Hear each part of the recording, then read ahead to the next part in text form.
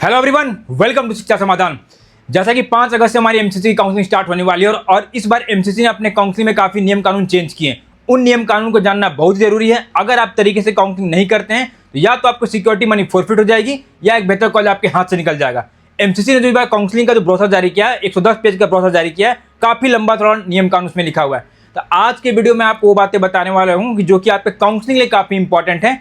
आप मेरी बात को 5 से 10 मिनट ध्यान से सुनेंगे, आपसे बिल्कुल गलती नहीं होगी। चलिए सीधे टॉपिक पे आते हैं। पहले शेड्यूल की बात हम लोग कर लें तो इस बार एमसीसी ने ये पब्लिश किया है कि 4 राउंड की काउंसलिंग होने वाली है। Round 1, round 2, round 3 straight vacancy round. लेकिन इसके बाद भी दो राउंड काउंसलिंग और होंगे, मुझे अभी से पता है। हर एक साल इनका शेड्यूल ऐसा ही रहता है। हर एक राउंड में क्या 7 एक्टिविटी है। सीट मैट्रिक वेरिफिकेशन है, रजिस्ट्रेशन पेमेंट है, चॉइस फिलिंग है, सीट अलॉटमेंट है, रिजल्ट है, रिपोर्टिंग है और वेरिफिकेशन ऑफ ज्वाइंट कैंडिडेट है। तो मैं अब राउंड 1 की बताऊं तो 4 तारीख को हमारा 4 अगस्त को क्या है, सीट मैट्रिक से आ जाएगी भाई कि इस साल कितने कॉलेज एमसीसी में पार्टिसिपेट करने वाले हैं। 5 से 12 तक हमें रजिस्ट्रेशन में पेमेंट करना है। चॉइस फिलिंग की बात करें 6 अगस्त से लेकर 13 अगस्त तक हमें चॉइस फिलिंग कर लेना है। 13 से 16 हमारा सीट अलॉटमेंट प्रोसेसिंग होगा। 17 अगस्त को हमारा फर्स्ट राउंड का रिजल्ट आ जाएगा। 18 से 22 अगस्त के बीच हमें जाकर ज्वाइनिंग करना है। ये राउंड 1 का शेड्यूल है। बाकी शेड्यूल आप देख के समझ सकते हैं, लेकिन मैं फिर से आपको रिपीट करूं कि हर एक साल क्या होता है कि एमसीसी कम से कम 7 से 8 बार अपने काउंसलिंग शेड्यूल को चेंज करता ही करता है। तो round 2, round 3 straight vacancy round, इसकी डेट डेफिनेटली स्टैंड करेगी। तो खैर हम लोग पहले राउंड 1 को ही देख लिए कि भाई ऐसे ऐसे काउंसलिंग स्टार्ट होने वाली है।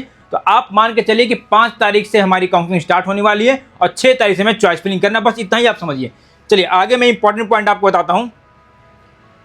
हाँ, अब काउंसलिंग में पार्टिसिपेट करने से पहले सबसे इंपॉर्टेंट पॉइंट हमें यह जानना है कि इस बार कितना हमें रजिस्ट्रेशन फी या सिक्योरिटी मनी डिपॉजिट करना है। इसके लिए मैं फटाफट बता दूं, अगर किसी बच्चे को डिम्ड की काउंसलिंग करनी है तो नॉन रिफंडेबल रजिस्ट्रेशन अमाउंट हमारा 5,000 रुपये है और सिक्योरिटी मनी हमेशा की तरह इस बार भी 2 लाख रुपये के आसपास है। ठीक है, कहने का मतलब हुआ कि अगर हम डिम्ड प्लस गवर्नमेंट दोनों की काउंसलिंग करते हैं तो 2,05,000 हमें पेमेंट करना होगा।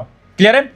वही अगर 15% ऑल इंडिया कोटा की बात करें, ठीक है, सेंट्रल यूनिवर्सिटी की बात करें तो नॉन रिफंडेबल रजिस्ट्रेशन अमाउंट कितना हमारा, जनरल ईडब्ल्यूएस के लिए 1,000 रुपया है। ठीक है, और SC ST OBC PW cadet के लिए 500 रुपये के आसपास है। सिक्योरिटी मनी की बात करें हम लोग तो 10,000 रुपये जनरल ईडब्ल्यूएस के लिए है और एससी एसटी बच्चों के लिए 5,000 रुपये है। कहने का मतलब हुआ कि अगर कोई बच्चा अनरिजर्व कैटेगरी से है तो 11,000 के आसपास से पेमेंट करना होगा और वही बच्चा कोई एससी एसटी या ओबीसी या पीडब्ल्यूडी बच्चा होगा तो उसको 5500 के आसपास पेमेंट करना होगा at the time of registration. ये अमाउंट आपको ध्यान रखना है। एक चीज़ मैं बता दूं, यही मैं बता दूं, हर एक साल बच्चे गलती करते हैं। मान लीजिए किसी कारणवश आप काउंसलिंग से बाहर होते हैं, सीट को विड्रॉ करते हैं, जो भी आप सिक्योरिटी मनी पे कर रहे हैं तो आपने जिस मीडियम से पेमेंट किया था उसी मीडियम में वो पैसा रिफंड होता है। इसलिए मैंने इस पॉइंट को रखा है। कहने का मतलब हुआ, लेट से आपने क्रेडिट कार्ड या डेबिट कार्ड से पेमेंट किया 2,05,000 या जो भी 11,000 समथिंग का, और किसी क्षण आप अपनी काउंसलिंग से विड्रॉ करते हैं तो वो पैसा सेम उसी कार्ड में जाएगा या आपने अपने नेट बैंकिंग के थ्रू या पैसा ट्रांसफर किया है तो वो पैसा उसी अकाउंट में आपको एमसीसी रिटर्न करेगा। ये बात समझना बहुत ही जरूरी है। हर एक साल बच्चे गलती करते हैं, इसको बस ध्यान रखेंगे। चलिए आगे मैं बात करूं, आगे हम लोग देखते हैं सबसे इंपॉर्टेंट पॉइंट। एमसीसी ने लंबा चौड़ा 110 पेज का नियम कानून का ब्रोशर जारी किया। बड़ा बच्चों को कठिनाई हो रही है भाई कि इसमें क्या क्या पॉइंट आपके काम के हैं। अब मैं आपको समझा रहा हूं इस बार क्या करना है। ये इनका आप समझिए समरी है। ठीक है, ऑब्वियस सी बात है, जब हम काउंसलिंग में पार्टिसिपेट करेंगे तो 2 ही ऑप्शन हमारे पास आएगा। जब हमारा रिजल्ट आएगा तो या तो हमें सीट मिला होगा या सीट नहीं मिला होगा। अगर हमें सीट अलॉटमेंट नहीं होता है तो हमें कुछ करने की जरूरत नहीं, हम ऑटोमेटिक राउंड 2 में चले जाएंगे। राउंड 2 में फिर से फ्रेश चॉइस फिलिंग करेंगे। लेकिन अब मानते हैं कि राउंड 1 में हमारा अलॉटमेंट आ गया तो 2 कंडीशन हमारे पास बनता है। मान लीजिए राउंड 1 में हमारा सीट अलॉटमेंट हो गया तो हमें विलिंगनेस सबमिट करनी है। विलिंगनेस कहने का मतलब हुआ कि हम चाहते क्या है। कहने का मतलब इस बार एमसीसी ने 2 ऑप्शन दिए हमें। एक ऑप्शन को बोला गया फ्रीज, एक को बोला गया फ्लॉट। ये कोई नया चीज मतलब मेडिकल की काउंसलिंग के लिए नया है, लेकिन इंजीनियरिंग की बात करें तो सदियों चलता आ रहा है। फ्रीज फ्लॉट साइड वहां चलता है। इसका मैं मतलब समझा रहा हूँ कि मेडिकल के काउंसलिंग में इसका इंपॉर्टेंस क्या है। फ्रीज का मतलब होता है कि जो भी मान लो आपको अलॉटमेंट है, लेट से आपने एमसीसी काउंसलिंग में 100 चॉइसेस भरे, 50 नंबर 52 नंबर व्हाटएवर जो भी आपको चॉइस अलॉट हुआ और आप चाहते हैं कि वही कॉलेज और वही कोर्स में हमें एडमिशन लेना है तो उसको बोलते हैं फ्रीज। उस केस में क्या है कि अपने पोर्टल से ऑप्शन को हम फ्रीज करेंगे। जो बच्चे ऑप्शन को फ्रीज करेंगे आपको फिजिकली जाके कॉलेज में रिपोर्ट करना होगा और एडमिशन के प्रोसेस को करना होगा। ठीक है, अगर आप फ्रीज करते हैं तो ठीक है। अब मान लीजिए अपनी विलिंगनेस को हम अपग्रेड करते हैं। ठीक है, मतलब कि हम चाहते हैं कि जो हमें अलॉटमेंट मिला है इससे बेहतर हमें मिले, उसको बोला गया फ्रॉड कैंडिडेट। ठीक है, उसके लिए क्या करना है, इस बार एक ऑप्शन दिया गया कि सारा डॉक्यूमेंट को ऑनलाइन अपलोड करना है। पहले क्या हुआ करता था कि जिन बच्चों को अलॉटमेंट आता था उन बच्चों को पर्सनली कॉलेज में जाके एडमिशन का प्रोसेस करना पड़ता था और वहाँ पे जाके अपग्रेडेशन का ऑप्शन देना पड़ता था कि भाई हम राउंड 2 राउंड 3 में पार्टिसिपेट करना चाहते हैं। ये सारी चीज़ें इस बार ऑनलाइन होगी। उन सारे बच्चों को फ्लॉट बोला गया।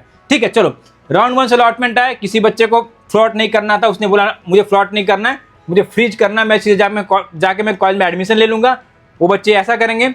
जो बच्चे फ्लॉट करते हैं, मान लीजिए आपने फ्लॉट कर दिया, फिर राउंड 2 का अलॉटमेंट आ गया। ठीक है, राउंड 2 का अलॉटमेंट आने के बाद दो तीन केस बनेंगे। या तो हो सके आपको राउंड 2 में फ्रेश अलॉटमेंट आया होगा, या जो आपको राउंड 1 में सीट मिला तो वही रिटेन रह गया होगा, या ऐसा हो सकता है कि राउंड 1 में कुछ आपको और मिला था, राउंड 2 में आपकी चॉइसेस क्या हो गई, अपग्रेड हो गई। ठीक है, उसके बाद फिर से आपसे विलिंगनेस पूछा जाए कि अब बताओ अब आप क्या करना चाहते हो, आप फ्लॉट करना चाहते हो कि फ्लॉट नहीं करना चाहते हो। ठीक है, उस केस में मान लीजिए हमको अपग्रेड नहीं करना, फिर से मान लीजिए हम क्या करते हैं, हम फ्रीज करना चाहते हैं। तो जो राउंड 2 में मुझे सीट मिला है, हमें जाके उस कॉलेज में जाके सीधे फिजिकली जाके रिपोर्ट करना होगा। ठीक है, लेकिन राउंड 2 में भी मुझे जो सीट मिला, मैं चाहता हूँ इससे भी बेहतर ऑप्शन मुझे चाहिए, मैं चाहता हूँ उसको अपग्रेड करना। अगर मैंने राउंड 2 में जो सीट मिला था उसको मैंने अपग्रेड कर दिया, राउंड 3 में हम चले जाते हैं। तो राउंड 3 में जो भी अलॉटमेंट हमें आता है, तो जितने बच्चे राउंड 3 में जिनको भी अलॉटमेंट आएगा, जिनको फ्रेश अलॉटमेंट आता है या अपग्रेड होकर कुछ भी अलॉटमेंट आता है, या जिनको पहले भी अलॉटमेंट मिला था, उन सारे बच्चों को थर्ड राउंड के अलॉटमेंट के बाद सारे बच्चे को जाके फिजिकली आपको कॉलेज में, आपका जो भी कॉलेज होगा उसमें जाके आपको रिपोर्ट करना मैंडेटरी है। क्लियर है, समझ गए मेरी बात को, कि राउंड 3 के जो भी अलॉटमेंट आएगा, राउंड 3 के बाद हर एक बच्चे को कॉलेज में जाके एडमिशन लेना मैंडेटरी हो जाएगा। क्लियर है, ये शेड्यूल आप समझ गए, सिंपल सी बात है। दो ऑप्शन जो उसमें बिल्कुल कंफ्यूज नहीं होना है। फ्रीज का मतलब होता है कि जो ऑप्शन मुझे मिला मैं उसे ले रहा हूँ, और लेने के बाद आपको सीधे जाकर कॉलेज में रिपोर्ट करना है, एडमिशन का प्रोसेस करना है। फ्लॉट का मतलब होता है कि इससे बेहतर मुझे ऑप्शन चाहिए। क्लियर है, चलो आगे मैं बता रहा हूँ। आगे हम लोग बात करें, हाँ आगे हम लोग बात करिए कर लें कि मान लीजिए जो हम लोग ये देख रहे हैं कि भाई जब भी हमारा अलॉटमेंट आता है तो जो हमें डॉक्यूमेंट अपलोड करने मैंडेटरी क्या क्या डॉक्यूमेंट है उसको आप समझिए, ये इंपॉर्टेंट है। ये पूरे जो ब्राउज़र एमसीसी ने जारी किया इसमें मैं वही पॉइंट बता रहा हूँ जो कि आपके काम के हैं, जो कि आपको ध्यान रखना है। ठीक है, अब देखिए जिन जिन बच्चों को अलॉटमेंट आएगा, जो बच्चे फ्रीज करते हैं या फ्लॉट करते हैं, सारे बच्चों को अपने जो डॉक्यूमेंट है उसका स्कैन कॉपी अच्छे क्वालिटी में आपको एमसीसी के पोर्टल पर अपलोड करना है। अब मान लो एक बच्चे ने क्या किया था, अपग्रेडेशन नहीं किया था, उसने फ्रीज किया कि भाई मुझे इसी कॉलेज में पढ़ना था। तो जो बच्चे फ्रीज करते हैं उनको जाके क्या करना है, फिजिकली आपको कॉलेज में जाके रिपोर्ट करना है। अब जब आप कॉलेज में फिजिकली जाएंगे रिपोर्ट करने, तो ये सब प्रोसेस वहाँ पे होगा। पहला क्या होगा कि आपको आपका जो भी फिजिकल डॉक्यूमेंट है आपको इंस्टीट्यूट में जाके जमा करना होगा। मतलब जो भी आपके डॉक्यूमेंट है, मैं आगे बता दूंगा क्या क्या डॉक्यूमेंट आपको लेके जाना है, मैं स्टेप बता रहा हूँ क्या क्या एक्टिविटी होनी है। ठीक है, फिर वहाँ पे इंस्टीट्यूट क्या डॉक्यूमेंट आपका वेरीफाई करेगी, जो भी कॉलेज का फी है टोटल फी आपको वहाँ पर जमा करना पड़ेगा। उसके बाद जो भी अथॉरिटी वो चेक करेगी कि हाँ भैया आपके डॉक्यूमेंट पूरे तरीके से सारे फॉर्मेट में अवेलेबल है, डॉक्यूमेंट में कहीं कोई दिक्कत की बात नहीं है। उसके बाद अगर आपका डॉक्यूमेंट वैलिड है तो आपका एडमिशन वहाँ पर कंफर्म कर दिया जाएगा। अगर कोई डिस्क्रिपेंसी फाइंड किया जाएगा कि आपका डॉक्यूमेंट सही नहीं है तो हो सके आपका एडमिशन कैंसिल हो जाएगा। तो ये वो सारे बच्चे हैं जो फ्रीज करके कॉलेज में जा रहे हैं। अब बात आती है कि नहीं, जिन बच्चों ने फ्रॉड किया था, कहने का मतलब हुआ कि जो मुझे ऑप्शन मिला उससे बेहतर मुझे ऑप्शन चाहिए, उन सारे बच्चों को क्या करना है, उन सारे बच्चों को फिजिकल आपको कॉलेज में जाने की रिक्वायरमेंट अभी नहीं है। ठीक है, आपका डॉक्यूमेंट क्या है, ऑनलाइन वेरीफाई किया जाएगा। उसके लिए क्या करना है, वेरिफिकेशन ऑफ अपलोड डॉक्यूमेंट, जितने भी आपके डॉक्यूमेंट हैं उसको ऑनलाइन आप अपलोड कर देंगे। ठीक है, अपलोड करने के बाद अगर जो सामने की अथॉरिटी जो भी कॉलेज आपको मिला है उसकी रिस्पॉन्सिबिलिटी आपके डॉक्यूमेंट को चेक करना। अगर डिटेक्शन ऑफ एनोमलीज, मतलब आपके डॉक्यूमेंट में मान लो कोई प्रॉब्लम उसको दिखता है, कहने का मतलब हो सके आपने जो इमेज अपलोड किया वो ब्लर दिख रहा होगा, सर्टिफिकेट आपके सही नहीं होंगे, या जो आपने कैटेगरी क्लेम की मिसमैच कर रही है, या कोई आपका डॉक्यूमेंट मिसिंग है, तो उस केस में सामने अथॉरिटी क्वेरी रेज करती है। ठीक है, जो भी डॉक्यूमेंट वेरिफिकेशन कमेटी है, डीवीसी को बोलते हैं, वो क्वेरी रेज करेगी कि भाई कि आपको इस डॉक्यूमेंट में प्रॉब्लम है। ठीक है, तो आपको कुछ नहीं करना है, अगर क्वेरी आता है तो आप अपने डॉक्यूमेंट को रीअपलोड कर देंगे। जो भी उसने इशू रेज किया होगा कि भाई आपके डॉक्यूमेंट क्या है कि ब्लर है, या आपके सर्टिफिकेट क्या है कि प्रॉपर फॉर्मेट में नहीं है, या आपके सर्टिफिकेट पुराने हैं आपको रिन्यू करना चाहिए, जो भी कंडीशन होगा आपको चुपचाप क्या करना है, डॉक्यूमेंट दोबारा रीअपलोड कर देना है।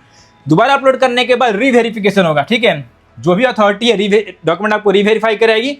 रीवेरिफिकेशन करने के बाद दो ही ऑप्शन है, या तो जो आपने डॉक्यूमेंट अपलोड किए हैं सामने वाली अथॉरिटी समझती है कि हाँ भाई ये डॉक्यूमेंट अब इनके तरीके से हैं, सही है, तो आपका प्रोविजनल सीट कंफर्मेशन हो जाएगा, आपका एडमिशन हो जाएगा जो भी कॉलेज आपको मिला है। उसके बाद भी अगर लगता है कि नहीं, क्वेरी के बाद भी आप प्रॉपर तरीके से डॉक्यूमेंट अपने अपलोड नहीं कर रहे हैं, या प्रॉपर डॉक्यूमेंट आपके पास नहीं है, तो उस केस में आपका सीट कैंसिल किया जा सकता है, लेकिन आप नेक्स्ट राउंड काउंसलिंग के लिए एलिजिबल होंगे। क्लियर है, ये समझ गए? ये बड़ा इंपॉर्टेंट था, समझने वाली चीज़ है कि भाई जिन जिन बच्चों को फ्रीज या फ्लॉट हो रहा है उनको ऑनलाइन क्या क्या एक्टिविटी करनी है। ठीक है, चलो आगे हम लोग बात करते हैं। हाँ, आगे बात करने से पहले मैं एक चीज़ बता दूंगा कि इस बार एमसीसी ने यह भी बताया कि जो बच्चे एआईक्यू की काउंसलिंग मतलब ऑल इंडिया काउंसलिंग में पार्टिसिपेट कर रहे हैं, साथ स्टेट काउंसलिंग में पार्टिसिपेट कर रहे हैं, तो पैरेलली आपको कैसे बैलेंस करना है। ये देखिए, इन्होंने जो चार्ट बनाया है मैं आप बहुत तरीके से आपके लिए समराइज कर दिया हूँ। मान लीजिए आपको एमसीसी की काउंसलिंग में आपको कोई सीट अलॉटमेंट हुआ, ठीक, तो अलॉटमेंट होने के बाद क्या है, दो ऑप्शन हमारे पास है, फ्रीज और फ्लॉट कैंडिडेट। फ्रीज कहने का मतलब हुआ जो मैंने पहले बताया था, वैसे सारे बच्चे जिनको जो ऑप्शन मिला है उससे सर्टिफाइड है, उसी में जाकर एडमिशन लेना चाहते हैं, उसको फ्रीज बोलते हैं। और फ्लॉट का मतलब क्या होता है कि हमें इससे बेहतर ऑप्शन चाहिए। क्लियर है? अब मान के चलते एक बच्चे ने फ्रीज किया, ठीक है, वो नहीं चाहता आगे अपग्रेड करना, ठीक, उस बच्चे को क्या करना है कि आपको वन टाइम अपने डॉक्यूमेंट को सॉफ्ट कॉपी को एमसीसी के पोर्टल पे अपलोड करना है, ठीक है, और आपको जाके फिजिकली जाके कॉलेज में जाके एडमिशन ले लेना है। समझिए बात को, ठीक। इसी सेम पैरेलली मान लीजिए कोई बच्चा क्या है कि स्टेट काउंसलिंग में ही पार्टिसिपेट कर रहा है और स्टेट काउंसलिंग में भी मान लीजिए आपको कोई सीट अलॉट हो गई, ठीक। अब क्या करना है कि अगर आप स्टेट काउंसलिंग में अलॉटेड सीट में ज्वाइन करना चाहते हैं तो बाबू जो आपको ऑनलाइन मतलब जो आपको एआईक्यू के थ्रू सीट मिला था आपको उसको सरेंडर करना होगा, ठीक है। आपको रेजिग्नेशन देना होगा एट द एआईक्यू एडमिटेड इंस्टीट्यूट। और क्या करना होगा, जिन जिन बच्चों ने फ्रीज किया था, फ्रीज वाले बच्चों को अगर स्टेट काउंसलिंग में कोई भी कॉलेज मिलता है तो आपको उस कॉलेज में जाके जहां आपको एआईक्यू से सीट मिला था वहां पर्सनली जाके आपको रिजाइन करना होगा, तब आप स्टेट काउंसलिंग से जो कॉलेज मिला है उसमें एडमिशन ले सकते हैं। क्लियर है? अब मानते हैं कि किसी बच्चे ने फ्लॉट किया था, फ्लॉट करने के बाद वो भी क्या है कि स्टेट काउंसलिंग में पार्टिसिपेट कर रहा है, उस बच्चे को भी स्टेट काउंसलिंग के थ्रू, कहने का मतलब हुआ कि 85% कोटा में फाइट करके उसको कोई सीट मिल जाता है। उन सारे बच्चों को क्या करना है, इस बच्चे को भी क्या करना था, अपने डॉक्यूमेंट को अपलोड करना था। मतलब अलॉटमेंट आने के बाद फ्रीज हो चाहे फ्लॉट हो, हर एक बच्चे को वन टाइम अपने डॉक्यूमेंट को अपलोड करना मैंडेटरी है। क्लियर है?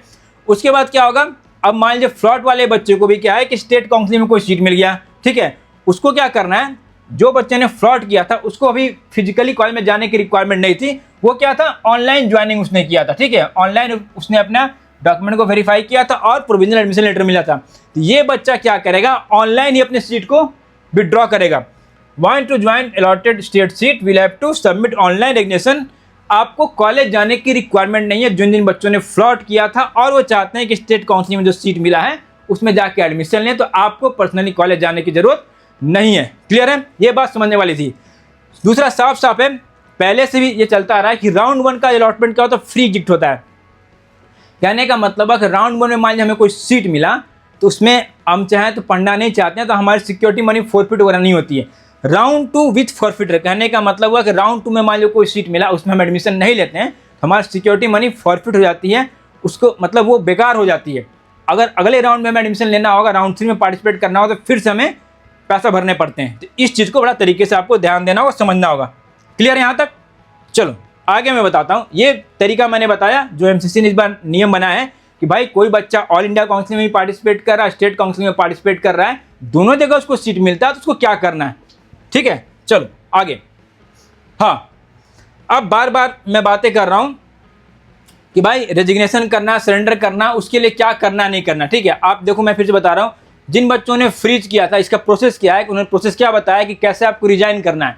अगर जो बच्चा फ्रीज किया, ठीक है, तो आपको कैंडिडेट को, बच्चे को फिजिकली रिपोर्ट करना अलॉटेड इंस्टीट्यूट में जाके, वहाँ पे जाके आपको अपनी रिजाइन करना होगा।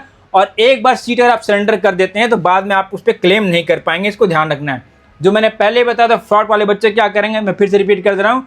आपको एमसीसी के पोर्टल पर लॉगिन करके अपने विड्रॉ रिजर्वेशन का ऑप्शन आपको दिखेगा, उसको सेलेक्ट कर लेना है और ऑनलाइन आपका रिजर्वेशन हो जाएगा। आपको कॉलेज जाने की जरूरत नहीं पड़ेगी। ठीक है, क्लियर है? एक चीज़ और ध्यान देना है कि थर्ड राउंड के बाद आप किसी भी कॉलेज से रिजाइन या एग्जिट नहीं कर सकते, इस चीज़ को ध्यान रखना है। ठीक है, समझ गए मेरी बातों को? यहाँ साफ साफ लिखा हुआ कि candidate can not resign exit round 3 allotted seat. ठीक है, इसको आपको बिल्कुल ध्यान रखना है कि राउंड 3 जो काउंसलिंग है बड़ा समझ के होशियारी से फूक फूक के कदम रखना है। राउंड 1 में क्या था, राउंड 1 फ्री एग्जिट था। राउंड 2 में क्या था कि आप एडमिशन नहीं लेते तो आपको सिक्योरिटी मनी फॉरफिट हो जाएगी। राउंड 3 में आपको सीट मिला, ठीक है, और आप एडमिशन नहीं लेते हैं तो सिक्योरिटी मनी तो फॉरफिट होगी होगी। आपको आगे के किसी काउंसलिंग में जो भी मान लीजिए स्टे राउंड होता है, एक्स्ट्रा स्टे राउंड होगा या स्पेशल स्टे राउंड होगा, आपको किसी काउंसलिंग में बैठने नहीं दिया जाएगा। इसको बिल्कुल ध्यान से समझिएगा। क्लियर है? चलो आगे बात करते हैं। हाँ, अब देखो मैं समराइज कर दे रहा हूँ, जैसा एमसीसी में साफ साफ क्या कि राउंड 3 के अलॉटमेंट के बाद जितने बच्चे होते हैं जिनको फ्रेश अलॉटमेंट मिला राउंड 3 में, ठीक है, या जिनकी सीट रिटेन थी, मतलब राउंड 1 में जो मिला था राउंड 2 में मिला था, कोई अपग्रेडेशन नहीं हुआ, राउंड 3 में वही आता है, या जितने बच्चे फ्लॉट करके पहुंचे, मतलब कहने का मतलब राउंड 1 में कुछ मिला, राउंड 2 में कुछ मिला, फिर अपग्रेड करके राउंड 3 में पहुंच गए, उस सारे बच्चों को साफ साफ लिखा हुआ है कि will have to report physically. आपको अपने कॉलेज में जाके सारे बच्चों को राउंड 3 के अलॉटमेंट के बाद सब बच्चे को जाके फाइनली जो भी आपका कॉलेज मिला आपको एडमिशन लेना मैंडेटरी है, आपको वहां जाके रिपोर्ट करना है। यहाँ साफ साफ लिखा हुआ है candidate will have to join the allotted seat, non joining candidate security deposit will be forfeited, no resignation is allowed, also can not participate in further round. जो मैंने आपको पहले बताया था कि राउंड 3 के बाद अगर आप एडमिशन नहीं लेते हैं बच्चे तो सिक्योरिटी मनी तो फॉरफिट होगी, आप आगे किसी काउंसलिंग में पार्टिसिपेट नहीं कर पाएंगे, इसको ध्यान रखना है। चलो ये पॉइंट आप समझ गए, अब मैं आगे बताता हूँ। हाँ चलो, अब हम लोग कॉलेज तक पहुंच चुके हैं। राउंड 3 के बाद मैंने जैसे बताया कि हर एक बच्चे को कॉलेज में जाकर रिपोर्ट करना ही करना है। अब सबसे इंपॉर्टेंट पॉइंट है कि भाई डॉक्यूमेंट क्या क्या लेके जाने हैं। आप ये समझो कि जिन जिन बच्चों को कॉलेज मिला था, जब हम जाते हैं रिपोर्टिंग के लिए तो हमें क्या क्या लेके जाने हैं। Allotment letter issued by MCC मिल जाएगा, एडमिट कार्ड नीट का मिल जाएगा, रैंक कार्ड मिल जाएगा, बर्थ सर्टिफिकेट, अगर आपके 10th की मार्कशीट में आपकी डेट ऑफ बर्थ मेंशन नहीं है तो आपको बर्थ सर्टिफिकेट लेके जाना है। 10th का सर्टिफिकेट मतलब 10th की मार्कशीट, 12th की मार्कशीट हो गई, ठीक है, 12 का पासिंग वाला सर्टिफिकेट आप लेके जाएंगे। 8 पासपोर्ट साइज फोटोग्राफ सेम जो आपने नीट में अपलोड किया तो उसको ले लेंगे। प्रूफ ऑफ आइडेंटिटी मतलब आधार कार्ड, पैन, ड्राइविंग लाइसेंस, जो भी ये सब आप ले लेंगे, ठीक है। और कोई बच्चे कैटेगरी से बिलोंग करते हैं, SC ST OBC EW से, तो आप अपनी कैटेगरी सर्टिफिकेट लेके जाएंगे। तो इतना ही डॉक्यूमेंट आपको लेके जाना है, क्लियर है। चाहे तो आप इसका स्क्रीनशॉट ले सकते हैं, समझ गए। चलो अब आगे बात करते हैं। कॉलेज तक हम लोग पहुँच गए। हाँ, आगे बात करने से पहले सबसे इंपॉर्टेंट भाई कि देखो जो भी आपने नंबर लाया, जो भी रैंक आया, जो भी अलॉटमेंट आया, ठीक है, फाइनली जिस भी कॉलेज में आपका एडमिशन होता है वो डिपेंड करता है कि फाइनली आपकी चॉइस फिलिंग कैसी थी, आपकी कॉलेज सिलेक्शन की स्ट्रेटजी कैसी थी। सारा गेम उसी का होता है, मीन्स कि आप जो भी आपकी मेरिट है उस रैंक पे आप कैसे चॉइस फिलिंग करते हैं, आपको तरीके से पता होना चाहिए कि आपको कौन सा कॉलेज मिलने वाला और कौन सा आपको ऑप्ट करना है। इसके लिए मैंने पहले ही बताया तो मैं फिर से बोलूँगा, प्ले स्टोर से आप शिक्षा समाधान का फ्री एंड्रॉइड ऐप उसको डाउनलोड कर लीजिए। उसके कॉलेज पिक्चर पे अपनी रैंक डालिए, आप चेक कीजिए कि आपको ऑल इंडिया काउंसिलिंग में कौन सा कॉलेज मिलने वाला है। ये बिल्कुल चीज़ें फ्री ऑफ कॉस्ट हैं, ठीक है। एक कॉलेज के सिलेक्शन में बेसिकली हमें क्या देखना होता है, पहले देखना होता है वो कॉलेज में मिल रहा है कि नहीं मिल रहा, ठीक है। उस कॉलेज में आगे PG की पढ़ाई होती है कि नहीं होती है, वहाँ पे सर्विस बॉन्ड है कि नहीं है, ठीक है। ये सारा चीज़ आपको फ्री ऑफ कॉस्ट मिल जाएगा, इसको देख लेंगे आप। साथ साथ लास्ट 2 साल का जो कट ऑफ है उसको भी तरीके से आप देख सकते हैं, ठीक है। चीज़ें फ्री ऑफ कॉस्ट है। अब बात आती है कि कॉलेज देखना और कॉलेज का कट ऑफ जानना इज नॉट ए काउंसलिंग, उससे कभी एडमिशन नहीं होगा। एडमिशन क्या होगा, चॉइस फिलिंग ऑर्डर से। आपको पता है कि आप MCC काउंसलिंग में पार्टिसिपेट करेंगे, मोर देन कम से कम 650 450 से ज़्यादा कम से कम उसमें GMC हैं, उसको तरीके से अरेंज करना है। कहने का मतलब हुआ कि भाई कौन सा कॉलेज कैसा है, लोकेशन कैसा है, इंफ्रा कैसा, फैकल्टी कैसा, फैसिलिटी कैसा है, OPD कैसा है, ओवरऑल कॉलेज कैसा है, ये जानना बड़ा कठिन होता है, ठीक है। उसके लिए मैं बोलूँगा कि आप चाहेंगे कि तरीके से आपकी काउंसलिंग हो जाए, आपको परफेक्ट चॉइस फिलिंग ऑर्डर मिल जाए, तो आप शिक्षा समाधान के प्रोडक्ट वाले सेक्शन में जाएंगे। ऑल इंडिया काउंसलिंग का सेल्फ काउंसलिंग पैक है 1499 का, इसको कम से कम परचेज कर लेंगे ताकि आपको परफेक्ट चॉइस फिलिंग ऑर्डर मिल जाए, ठीक है। मान लीजिए एक बच्चे को मल्टीपल ऑप्शन मिल रहे हैं, लेट्स से कि मैं यूपी से हूँ, यूपी में मुझे कुछ कॉलेज मिल रहा है, कुछ झारखंड में मिल रहा है, कुछ बिहार में मिल रहा है, कुछ बंगाल में मिल रहा है, तो कहीं ना कहीं हम एक ही जगह पढ़ेंगे। तो आप सारे जो भी ऑप्शन आपको मिल रहा है आप उसको कंपेयर करके देख लो कि भाई कि आपके लिए सबसे बेहतर क्या है। बेहतर कहने का मतलब हुआ कि जो मैंने पहले बताया कि कॉलेज का रेपुटेशन कैसा, कॉलेज कोर्स कंपेरिजन में आप जाकर चेक कर लो। और जैसे जैसे काउंसलिंग होगी, राउंड 1 में क्या मिलना है, राउंड 2 में क्या मिलना है, 3 में क्या मिलना है, स्ट्रीम में क्या मिलना है, एक्स्ट्रा स्ट्रीम में क्या मिलेगा, स्पेशल में क्या होगा, एक एक राउंड वाइज एडमिशन फिल्टर सारा चीज़ आपको इस सेल्फ काउंसलिंग पैक में मिल जाएगा। इसमें हर एक बच्चे की इनरोल होना चाहिए, बिल्कुल आपसे गलती नहीं होगी, अपने रैंक पर सबसे बेहतर कॉलेज में आप पहुँचेंगे। तो ये काम आप जरूर करेंगे। In the mean time product वाले सेक्शन में और भी बहुत से प्रोडक्ट हमारे पास हैं। अगर किसी को 1-to-1 मेंटरशिप चाहिए उसका भी प्लान हमारे पास है। अगर आप चाहेंगे कि आपकी सारी काउंसलिंग शिक्षा समाधान की टीम ही कर दें, उसके लिए भी अलग से प्लान बने हुए हैं। तो आप एक बार प्लान प्रोडक्ट वाले सेक्शन में लास्ट में प्लान कंपेरिजन है, बेसिक कॉम्बो प्लस आइकॉनिक ये प्लान है, एक बार आप देख लेंगे। जो आपकी रिक्वायरमेंट है जैसी आपकी रिक्वायरमेंट होंगी उसमें आप जाके as soon as possible enrol हो जाइएगा। क्लियर है। चलो आगे बात करते हैं। हाँ, आगे जाने से पहले एक चीज़ मैं बता दूं, एक बड़ा इंपॉर्टेंट पॉइंट है जो MCC ने अपने ब्रोशर में लिखा है, जिसको जानना बहुत जरूरी है। स्ट्रे वैकेंसी राउंड जिसका इन्होंने जिक्र किया है कि राउंड 1 होगा, राउंड 2 होगा, राउंड 3 उसके बाद स्ट्रे वैकेंसी राउंड होगा। इस सबसे इंपॉर्टेंट पॉइंट है स्ट्रे वैकेंसी राउंड कहने ये पॉइंट आपको हमेशा ध्यान रखना है। स्ट्रे वैकेंसी में कोई बच्चा चाहे तो फेस रजिस्ट्रेशन कर सकता है, ठीक है। कहने का मतलब अगर मान लो राउंड 1, राउंड 2, राउंड 3 में कोई बच्चा पार्टिसिपेट नहीं किया था, वो स्ट्रे वैकेंसी राउंड में पार्टिसिपेट कर सकता है। इसमें सबसे इंपॉर्टेंट क्या है कि राउंड 3 के बाद data will be shared with the centre and the state after round 3। कहने का मतलब है कि थर्ड राउंड के अलॉटमेंट के बाद जिन जिन बच्चों को अलॉटमेंट आया था, ऑल इंडिया कोटा में आया, चाहे पैरेलल स्टेट की काउंसलिंग चल रही है, तो दोनों का डेटा आपस में शेयर किया जाता है कि भाई ऐसा तो नहीं है कि एक ही बच्चा मल्टीपल जगह सीट होल्ड करके रखा हुआ है। कहने का मतलब हुआ कि ऑल इंडिया कोटा में भी आपने कोई सीट पकड़ के रखी है, स्टेट काउंसलिंग में सीट पकड़ के रखी है, तो वैसा आपको नहीं करना है। उसमें क्या लिखा हुआ है, and if any candidate has his name in the list of allotted candidate in either centre or state, ठीक है, then such candidate shall be eliminated from the all India stray vacancy round. कहने का मतलब हुआ कि third round के बाद अगर आपका लिस्ट में नाम है कि अगर आपने सेंटर में या स्टेट में एडमिशन ले लिया है या आपको अलॉटमेंट आ गया है, तो आप स्ट्रे वैकेंसी राउंड में ऑल इंडिया के पार्टिसिपेट नहीं कर सकते हैं। इसको बहुत तरीके से ध्यान रखना है। कहने का मतलब हुआ कि आपको सावधानी से काउंसलिंग को बैलेंस करके चलना है। ऐसे करके काउंसलिंग करना है कि stray round all India counselling अगर पार्टिसिपेट करें उसमें सबसे बेहतर आपको कॉलेज मिले, और अगर आप चाहते हैं कि स्टेट काउंसलिंग करें तो उसमें पेशेंस के साथ आपको काउंसलिंग करना है, ठीक है। आप मेरे साथ बने रहेंगे, मैं आपको एक चीज़ बताऊंगा कैसे हमें मॉनिटर करना है, कैसे दोनों काउंसलिंग को पैरेलली लेके चलना है, ताकि हमारी सिक्योरिटी मनी भी फॉरफिट ना हो और कहीं किसी तरीके से हम काउंसलिंग से भी बाहर ना हो। क्लियर है। अब देखो, अब एक इंपॉर्टेंट पॉइंट क्या है यहाँ पे, एक चीज और समझिएगा। If a candidate is allotted seat in stray round, ठीक है, ये to join the allotted seat college, अगर आपको स्टे राउंड में कोई सीट मिला है तो आप उसको चाह के भी नहीं छोड़ सकते, आपको ज्वाइन करना होगा। अगर आप ज्वाइन नहीं करते तो आपकी सिक्योरिटी मनी तो फॉरफिट होगी होगी, आप किसी भी फर्दर राउंड में आप एलिजिबल नहीं होंगे पार्टिसिपेट करने का। कहने का मतलब हुआ कि जो भी मान लीजिए एमसीसी की काउंसलिंग चल रही है उसमें मान लीजिए स्टे राउंड के बाद मैंने पहले ही बताया था कि 2 राउंड और काउंसलिंग होंगे, एक्स्ट्रा स्टे राउंड और स्पेशल स्टे राउंड, उसमें आप एलिजिबल नहीं होंगे। साथ साथ उन्होंने ये भी लिखा है कि जो भी डेटा है स्टे राउंड का, data of allotted candidate stray round will be shared with the state for weeding out from the seat allotment process. कहने का मतलब हुआ कि आपको स्टे राउंड में कोई कॉलेज मिल गया, आप उसमें ज्वाइन नहीं करते हैं, तो वो डेटा सेंटर और स्टेट के साथ शेयर किया जाता है। उस केस में क्या होगा कि आपका स्टेट में और किसी स्टेट की काउंसलिंग में आप पार्टिसिपेट कर रहे हैं तो स्टेट काउंसलिंग में आपको बैठने नहीं दिया जाएगा। तो इस चीज़ को बहुत तरीके से ध्यान में रखना है। क्लियर है, समझ गए मेरी बातों को। तो मोटा मोटी जो लंबा चौड़ा एमसीसी ने 110 पेज का जो शेड्यूल जारी किया था उसमें सबसे इंपॉर्टेंट जो पॉइंट है, जो काम के पॉइंट थे, मैंने आपको बता दिया कि भाई कब से हमारी काउंसलिंग होनी है, कितनी राउंड की काउंसलिंग होनी है, कितना हमें सिक्योरिटी मनी डिपॉजिट करना है, जब अलॉटमेंट आता है तो फ्री कैंडिडेट कौन से, फ्रॉड कैंडिडेट कौन से, कौन कौन से डॉक्यूमेंट हमें लेके जाना है, कैसे हमें रिजाइन करना है और किन किन बातों का ध्यान रखना है। यही सारा एमसीसी काउंसलिंग के बाद नया नया रूल है, ठीक है। इतना बताने समझाने के बाद भी अगर मन में कोई डाउट है, कोई सवाल है, आप कमेंट बॉक्स में कमेंट कीजिए, मैं एक एक सवाल का जवाब दूंगा।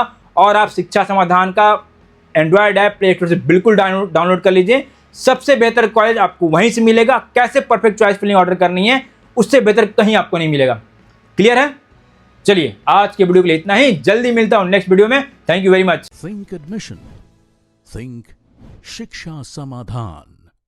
Download the app now